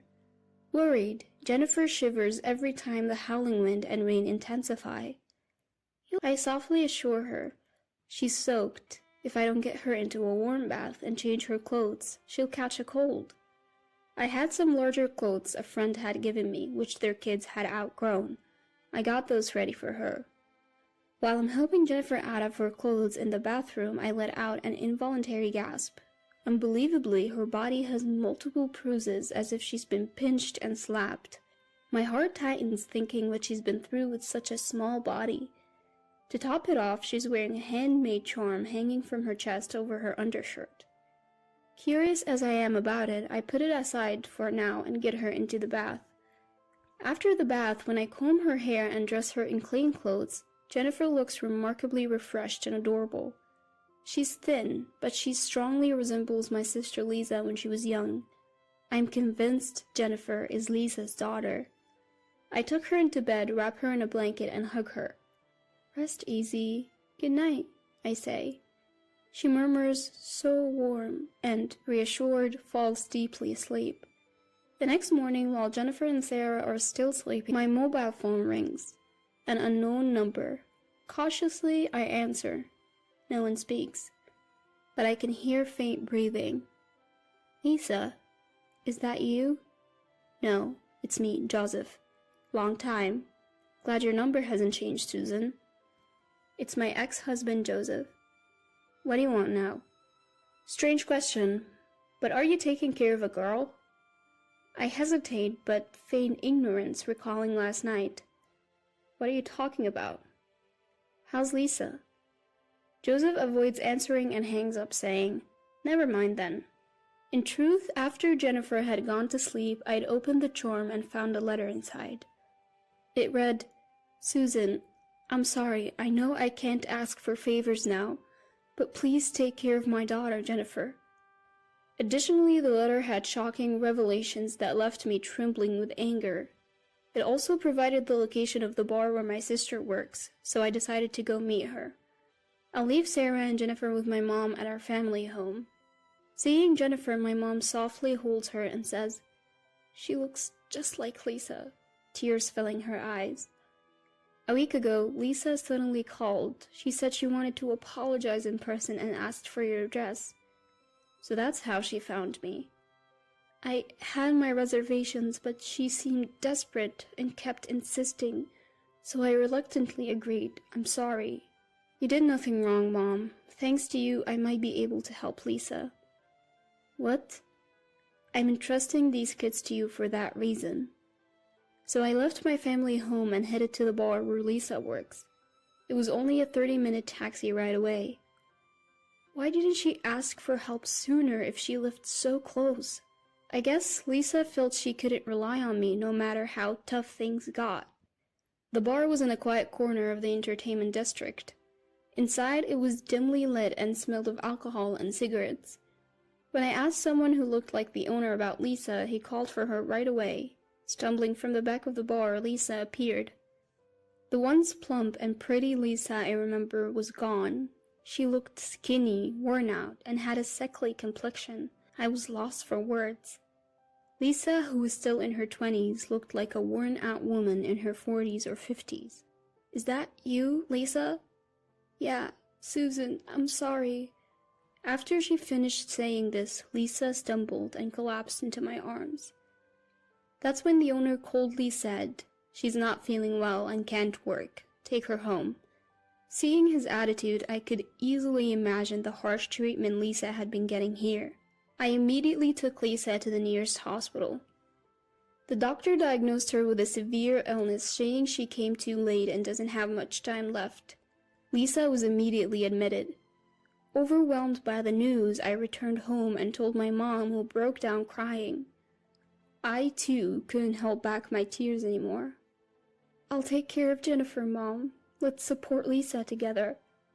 "Yes, I'll do everything I can." Having made this promise with Mom, I took Jennifer and Sarah home. My husband Michael, who returned from a business trip that night, was shocked to see one more child in the house. When I discussed Jennifer with him, he said, "Let's pray for Lisa's recovery. In the meantime, Jennifer can stay with us." The next day, when we took Jennifer to visit her mom in the hospital, she ran up to Lisa crying. "Mom, I've missed you." "Jennifer, I'm sorry. Are you okay?" "Yeah, I'm fine. Aunt Susan is really nice." Tears in her eyes, Lisa lovingly stroked Jennifer's hair. My sister thanked me and gave me something to help protect Jennifer.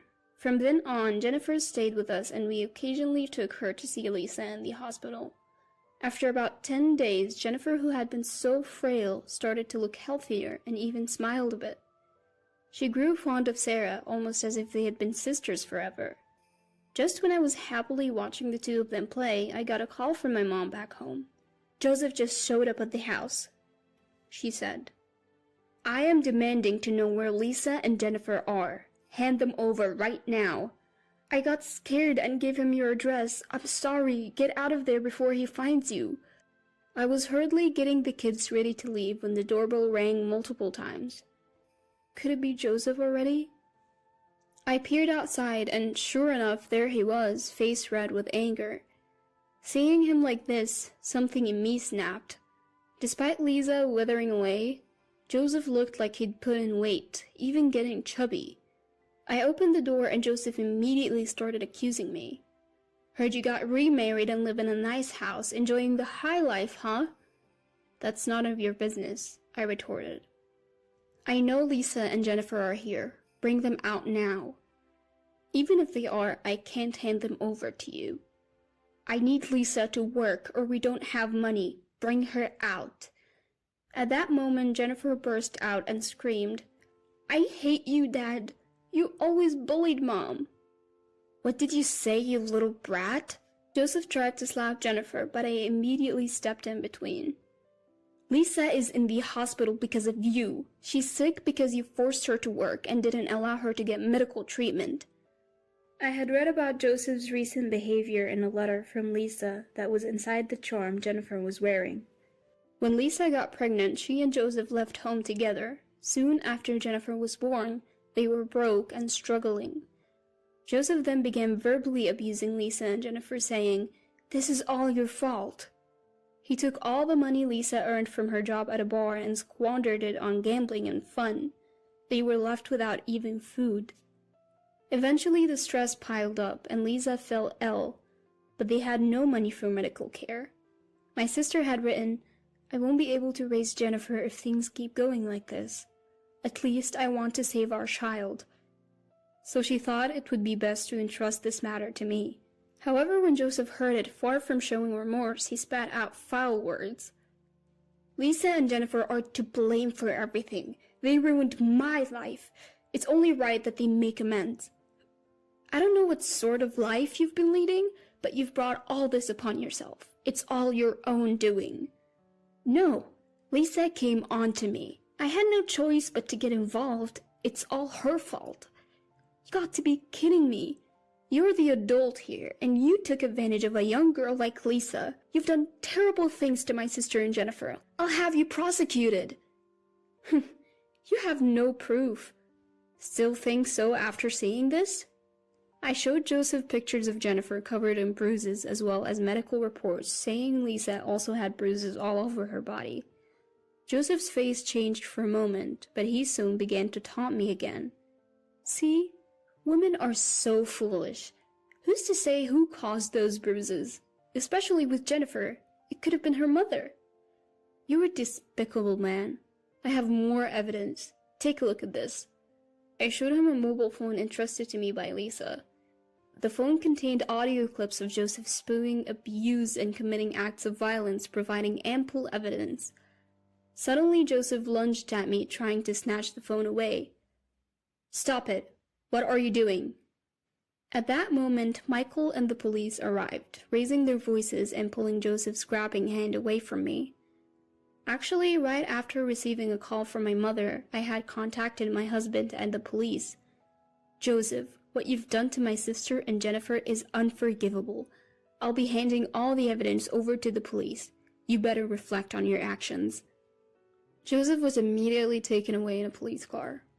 Michael looked at me with a mix of disbelief and concern, letting out a sigh. "You should have waited for me. What you did was reckless. I'm sorry, I just couldn't stand Joseph anymore.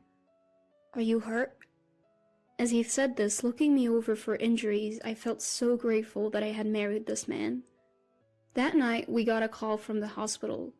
Lisa's condition had suddenly worsened and she was critical. I rushed there with Jennifer. Lisa was barely breathing, but still conscious. "Hang in there. Joseph is arrested now. You're safe." "Susan, I'm sorry. I messed up." "Don't say that. I'm the one who introduced you to that horrible man. This isn't your fault, Lisa." "Thank you. Please take care of Jennifer." "Don't worry. I'll look after her until you get better. You need to hang on." Jennifer gripped Lisa's hand tightly, tears streaming down her face. "Mom, Jennifer, I'm sorry. I'll be watching over you from the sky. Be a good girl." "Mom, I'll be good. I want to be with you. Mom, Jennifer." And with that, Lisa lost consciousness. My sister passed away quietly the next day. Our prayers went unanswered. If I had stayed with Joseph, my daughter and I might have faced a similar fate. I wonder if Lisa became my stand-in. I can't shake that feeling. After the trial, Joseph was sentenced to prison. My parents filed for compensation and child support from Joseph.